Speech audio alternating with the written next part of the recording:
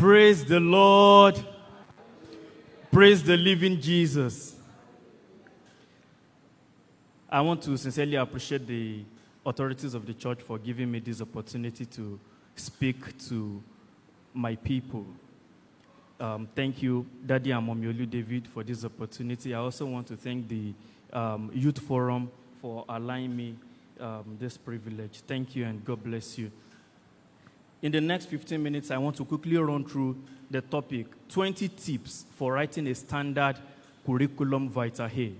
20 tips for writing a standard Curriculum Vitae. First of all, what is Curriculum Vitae?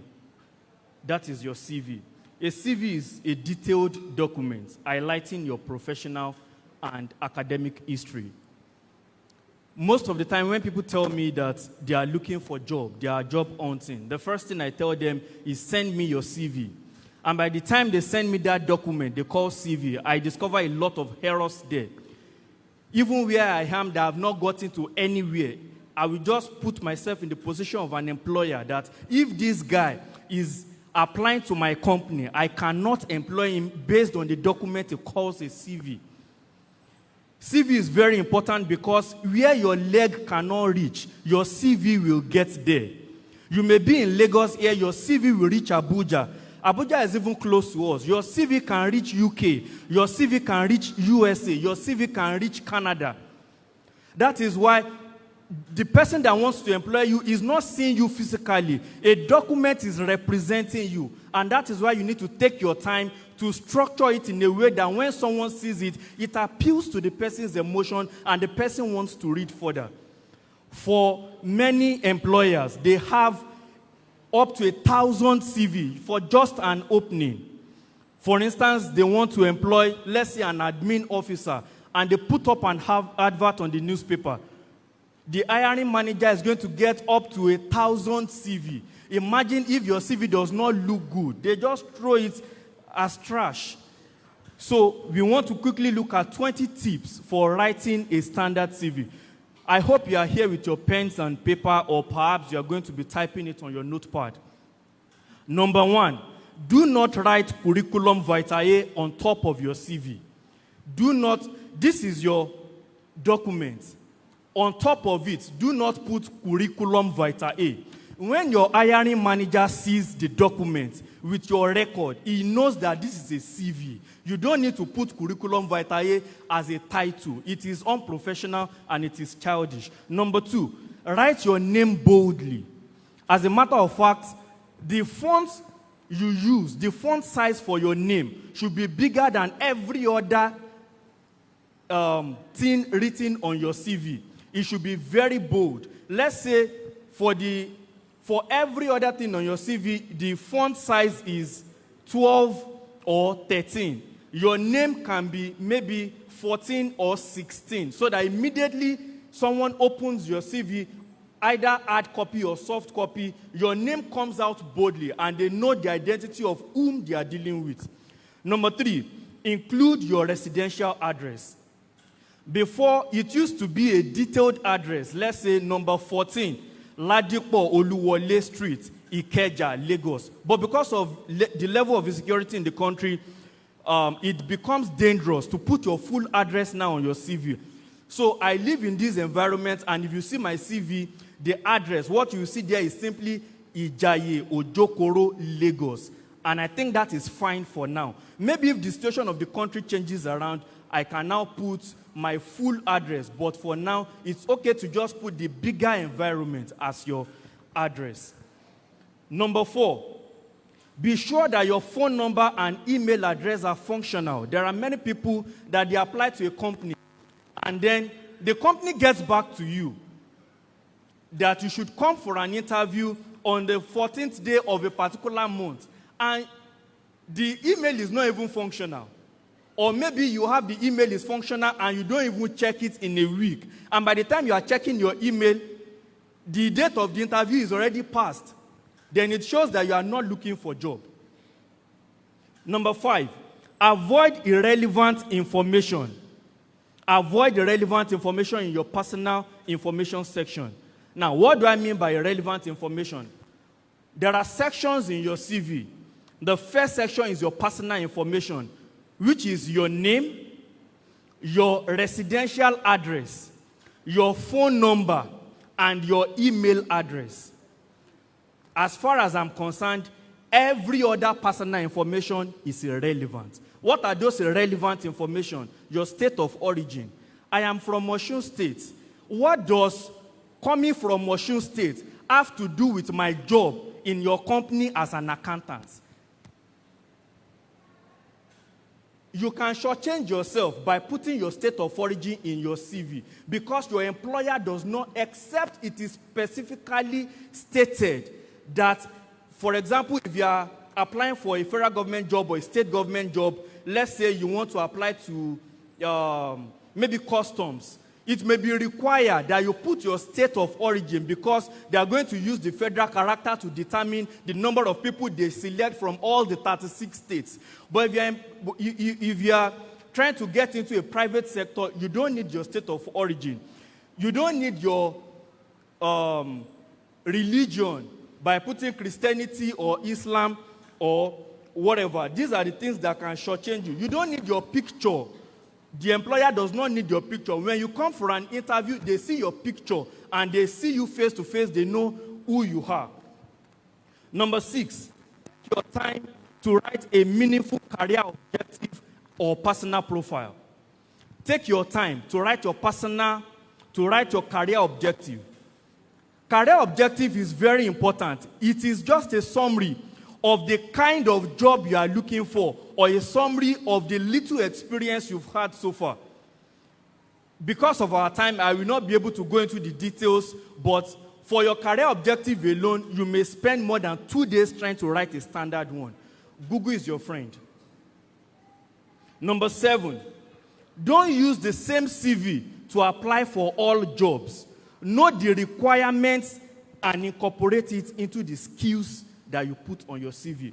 Now, I have a general CV and I have specific CV. As I am now, if I don't know what you want to offer me and you tell me to send my CV, I have a general CV for that. I will just throw it to you. It's always on my phone. But when you are applying for a role in a company, try to look at what they are asking for. Look at all the skills and competencies they are asking for. If they say they want someone who has excellent communication skills, who has this and that, it is now up to you to edit your CV to make sure that you put those skills and competencies in your own CV. The reason is this. There is a software they use because you can't imagine an HR personnel who has 1,000 CVs in front of her or him and has a week to do the assignment, to now be scanning through all the 1,000 documents. That is not possible. So there is a software that scans through all the 1,000 CVs. The software is going to pick the relevant keywords to the job role.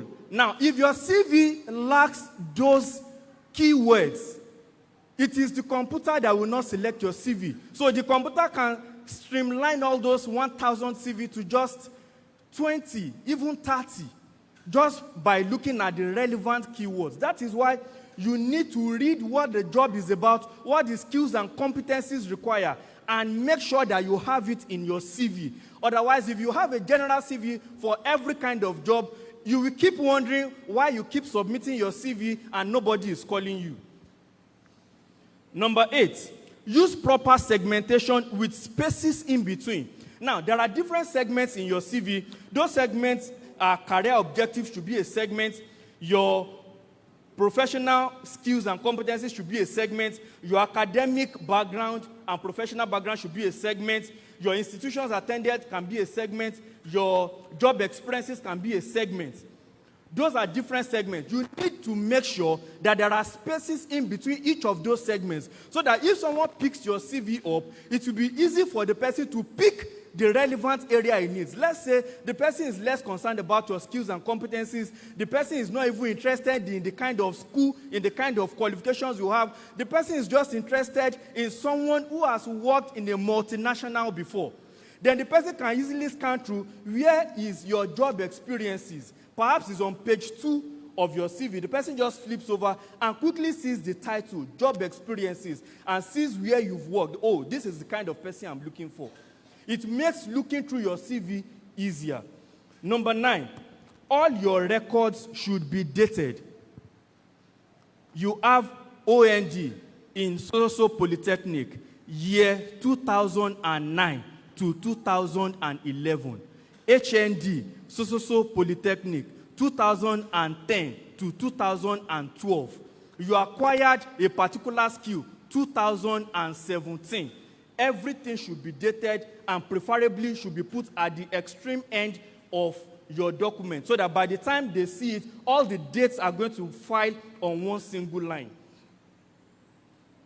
Number 10, include minimum of 6 job descriptions in every job experience. Now, if you tell me that you have worked somewhere, I'm an accountant, so it's easy for me to quickly cite accountant as an example. So, if you say you have worked as a financial accountant in a particular company, then don't limit the job description to just 2 or 3. It shows that you really did not work well. Try as much as possible, even when you got your offer letter in your previous company. Let's say only 3 job descriptions were the stuffs given to you. You can use English to populate that number. Make it 6, make it 7. It makes your CV to be full, and make sure that what you are putting, they are relevant things. Number 11, use only verbs to start every job description and be consistent with either past tense or present continuous tense. What do I mean? You have worked in a company before and you are no longer there. By the time you are writing the job description of that company, of that particular role you played in the company, make sure you start with a verb and make sure that it is in past tense because you are no longer in that company. For instance, I am an accountant. I used to work as an accountant in ABC Limited. Then if I'm putting my job description for that previous job, it can be reconciled customers accounts. Reconciled, ED, is showing that it is in the past. And look at the word reconciled. It is a verb. And if you are talking about a current job, it should be in present continuous tense, like reconciling customers' accounts. Present continuous tense. It shows that that is where you are currently working and it is in the present. Number 13. Number 12, rather. Start your job description with the most recent and end with the oldest. I think that one is very straightforward. Where you are working currently should be at the topmost, and where you started working should be down on your CV. Not like you worked somewhere ago, and that is the topmost on your CV, and where you are currently working, you now put it as number last. Is not coherent. Number 13. Be ready to give fantastic explanation of any gaps in your CV. What do we mean by gap? You worked in ABC PLC from 2015 to 2017. In between 2017 and 2018, you left the company and you were jobless. In between 2017 and 2018, you were jobless. In 2018, you picked another job up, and that is where you are working till date, before you are now looking for another job. In between 2017 and 2018, a prospective employer is interested in that gap. What were you doing in between 2017 and 2018? And that is a very likely question in an interview. What were you doing in between 2017 and 2018? Look for a fantastic story to tell for that 2017 to 2018. It may be wrong of you to tell them that you were seriously job hunting for 1 whole year. You can tell them that you went on personal development, maybe for a training somewhere. Just look for something that when an employer hears, it feels like you still know what you are doing. Number 14, include your trainings, workshops, and seminars attended to show how regularly you update and upgrade yourself. The last time some people went on training was, let's say, the last 5 years. And that is one of the things that potential employers are looking for. They want to know how regularly you update yourself. When last did you attend a seminar? When last did you attend a workshop? When last did you attend a training? If the last time you attended a training was 2015, that is 6 years ago, that is not too good. Then look for, if nobody sponsors you for a training, even if your company where you are currently working does not sponsor a training for you, look for one and attend, and then put it in your CV. Number 15, feel free to include your scholarships, awards, leadership positions, interest, extracurricular activities.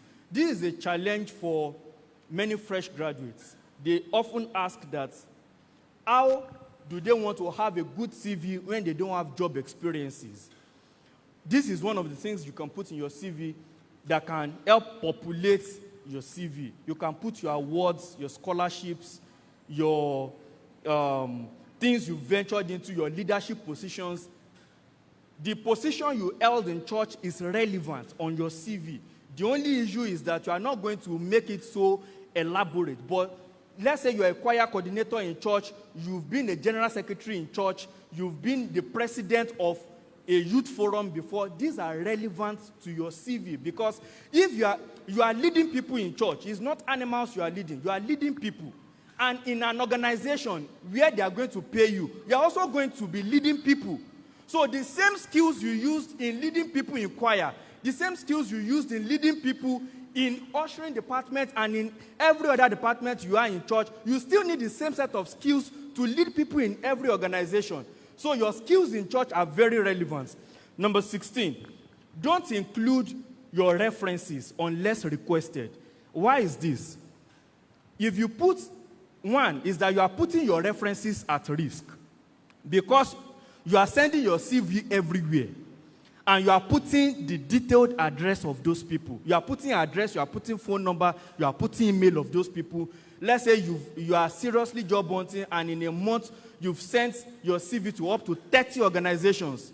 It means that you have included the address, the phone number, the email address of your referees into 30 organizations, just broadcasting their details, which is actually not necessary. And even apart from that, you don't know who your reference has offended before. You don't know who that person has offended before. So when a potential employer sees your reference, let's even say the point of annoyance is your reference, your referee belongs to a particular political party. And then he is of another political party, and you know how people can be very addicted to their political party. You have shortchanged yourself. So until requested, just put it as references are available upon request. Keep it simple. Then number 17, give your CV to a friend or family to proofread before sending to an employer. That is very important. You know what?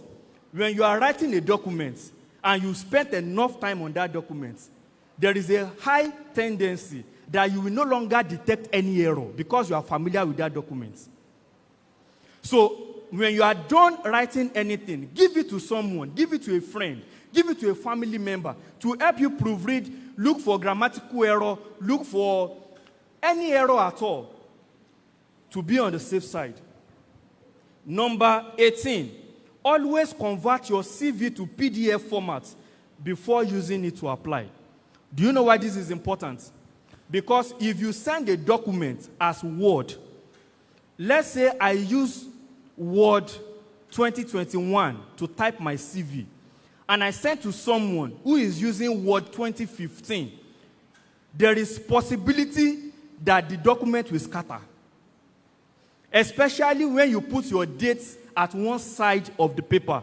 It will shock you that by the time someone is receiving it from the other end, the date you put at the extreme end would have come to the following line.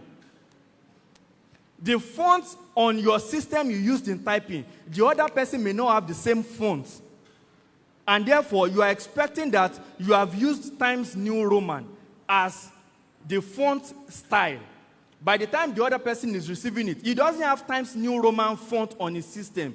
Then it's going to change to any other available font. And you'll be wondering that this is not what you sent to the person. To be on the safe side, convert to PDF. PDF will always remain the same, whether here in Nigeria or in US or in UK, anywhere. Once you've converted to PDF, the person receives it the same way it appears on your own system. And that is the best way to go. Number 19, use appropriate name to save your CV. Anywhere I'm sending my CV to, I always have it as my surname, comma, my first name and middle name. Then I put in brackets month and year. Olufidipe Mofolusho Niyi, in brackets, November 2021. So that when someone is receiving it anywhere, they know when the document was prepared. The reason why this is important is because your CV may get to a company in November 2021. They may not need you in 2021. It may be 2023 they will need that document. The document is still on their database. By the time they look at your CV in 2023, there is possibility that you've added some things in between 2021 and 2023. So if your CV does not match the standard they are looking for in 2023, for the fact that you have indicated that this document was prepared in 2021, they can still call you to know if you've added something in between 2021 and 2023. And that is why it's important that you put the month and the year. And then make sure that you don't save it also as Curriculum Vitae. Use your name to save it, so that anywhere the document is eaten, it goes as your identity. And lastly, have it on your phone and email address for easy accessibility. Let's say you are going to a conference, you are going to a seminar, and then you have captains of industries there, and they tell you that, oh, you have a potential employer who is willing to employ a number of people here, and you feel you are qualified. And they say, send your CV to this email address. It should not take you up to 1 minute to send your CV. And if you have this, you will discover that it will help you a lot. Just like the previous speaker said that success comes when opportunity meets with preparation. And then I also read this somewhere, and I love that quote very well. They said, when opportunity comes and you are not prepared, it makes you look stupid. Imagine you are in a place, you have someone you have been looking for. Let me not even say someone you never dreamt of seeing suddenly appears in the same conference you are attending. And you are lucky to meet the person one-on-one, and the person says, send me your CV. And you have to first go home to go and bring it. You have lost that opportunity. I pray that God will help us in Jesus' name. I believe that with all these points, if we keep to it strictly, it's going to help us in our career. Thank you, and God bless you.